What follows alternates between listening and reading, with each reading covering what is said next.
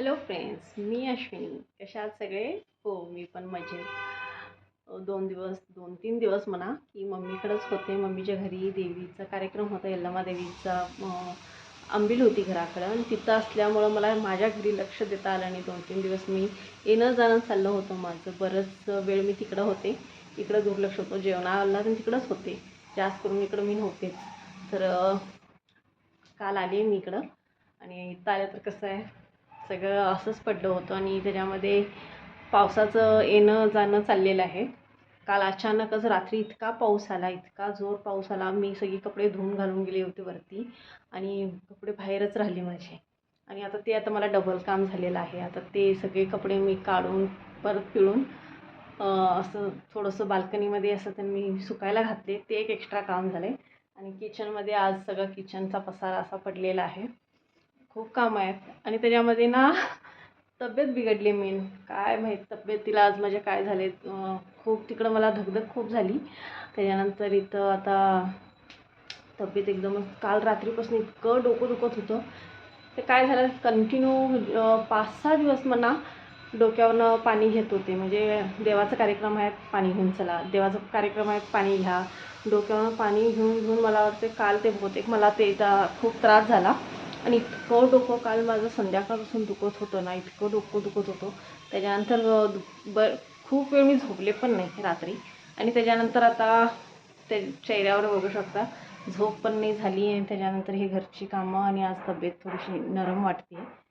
वातावरण पण आज कसं तर आहे, म्हणजे पाऊस इतका रात्री झाला म्हटले तसं. आता बघूया काय काय करते आज. म्हणजे तब्येतीमुळं तर बघेल, जास्त काय धगधग करून घेणार नाही, जितकं होईल तितकं आज करते. आधी ना घर वगैरे झाडायला घेतले होते आणि इतकं मी घरामधला ना असा म्हणजे हे रद्दी, मुलगीची स्कूलचे बुक्स वगैरे रद्दी वगैरे काढून ठेवले आणि इतकं काही सामान काढून ठेवले. खरं आमच्याकडे ना हे रद्दी पेपरवाले, हे कबाडीवाले यायचं कुठं गेले काय माहीत. जेव्हा पाहिजे असतात तेव्हा इतके येतात, इतके येऊन बोलून जातात. आणि आता 8 दिवस झाले मी काढून घरातच ठेवले. बाहेर ठेवायचं म्हटलं तर पावसाचं कधी पाऊस येईल काय सांगता येत नाही आणि सगळं भिजून जाईल. म्हणून मी तर आता एका खोलीमध्येच साठवून ठेवले. आणि किती दिवस झाला मी त्यांची वाट बघायला, तर मला एकटा पण हा रद्दी कबाडीवाला भेटलेला नाही. आणि ते ही खोली पूर्ण ह्या सामानानंच भरले पूर्ण ना.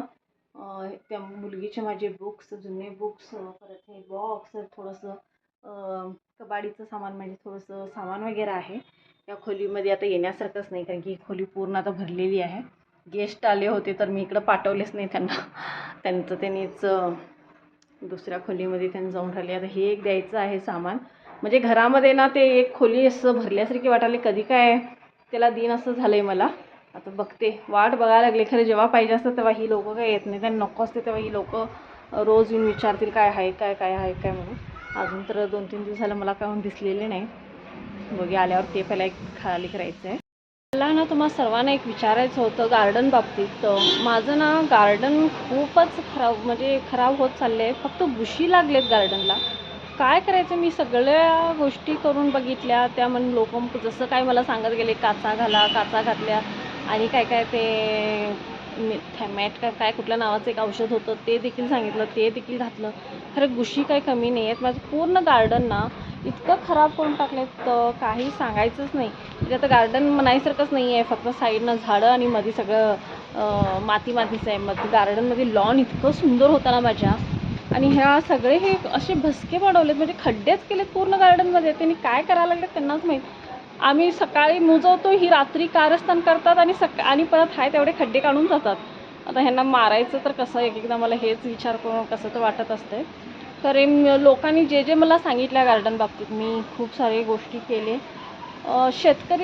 जे शेतकरी असतात त्यांनी काय करतात देवाला माहिती. जिथं आम्ही हे असल्या गोष्टी मिळतात म्हणजे औषधं, त्यांनी आम्हाला म्हणते हे घाला ते घाला. ते घालून पण काही मला वाटत नाही त्याचा फायदा होत आहे. तुम्हाला मी दाखवते जसं कसे खड्डे पडले, एवढे मोठे मोठे खड्डे. असं वाटतं की आता मी पाय ठेवलं तर बस करून मी आतच जाते की काय, इतके मोठे मोठे खड्डे काढायला लागले. खरंच एवढे कामगार चांगले आहेत ना हे बुशी म्हणतात ना ह्यांना. एवढं चांगलं काम करतात ना पोखरायचं, काय सांगायलाच नको. मी तुम्हाला माझं गार्डन दाखवते बघा. आणि कुणाकडे ज्याबद्दल काही टिप्स असतील किंवा काही औषध वगैरे माहीत असेल तर नक्कीच मला कमेंट करून सांगा प्लीज. हे बघू शकता, हे तर अक्षरशः आता हिने पिलर पण तिथले काढून आता हे खड्डे करून टाकलेत. हे बघा, हे कसे खड्डे केलेत ना, इथं यायचं म्हणलं तर मला भीतीच वाटायला लागली. आता हे खड्डे कसे आहे, एवढे मोठे मोठे खड्डे केलेत, असं पूर्ण पोखरून टाकलेत सगळं. असे भोदगेच करून टाकलेत त्यांनी, भरपूर असे ना खड्डे करून टाकलेत. आणि काल थोडेसे मी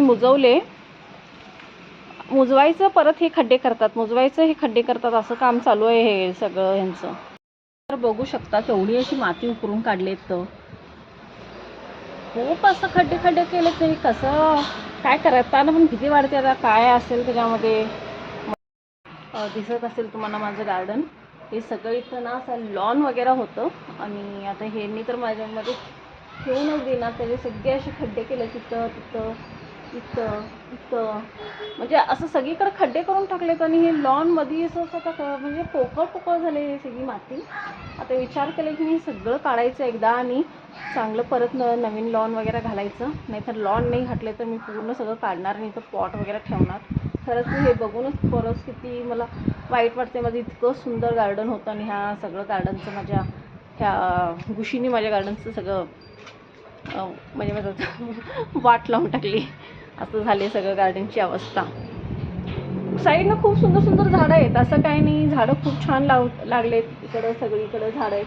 तर जो मधला जे लॉन वगैरे लावायचं असतं तिथंच ना खरं हे खूप असं सगळं माती करून टाकले. ते सगळे ग्रीन लॉन होती ती सगळी गेली. आता बघूया, त्याच्यासाठी आम्ही काहीतरी विचार करणार आहोत. खरं तुमच्याकडे काही टिप्स असतील तर नक्की सांगा. म्हणजे घुशींच्यासाठी मी काय करू शकते, घुशी जाण्यासाठी कोणतं औषध वापरू शकते.